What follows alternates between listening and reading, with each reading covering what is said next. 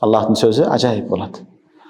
Бұл дүниеде қанша тижарат қылсаң, сауда қылсаң, ар дайыманда банкрот болып қалыш қорқынычы бар. Қандай тижарат қылба, қандай тәжірибе болсын, банкрот барбір болып, кейін банкрот болады, қайра тұрады, бұтына қайра үшін іштей береді.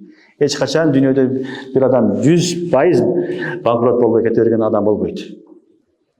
Алла Тағала шындай қылған, ал не болады? Бұндай болып тұра береді. Кейде банкрот боласың, кейде игілікпен, жетістікпен, пайдамен шығарсың, кейде пайдасыз болып қалады. Бұл бола тұрған нәрсе.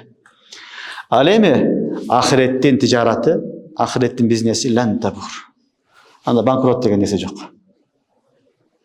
Түсініңізбі? Бұл дүниенің тижаратыны, ахиреттин тижаратыны бұл дүниенің тижаратына салыстырғанға болмайды. Ахиретте банкрот деген нәрсе жоқ, иншалла. Егер чыныгы ихласпен амал кылган болсоң, бүт бардыгыны эсе кылып аласың, анда банкрот деген нәрсе жоқ. Ошон үчүн Аллах айтып атат, алар ушундай заттар, яржуна тижаратан лан табур.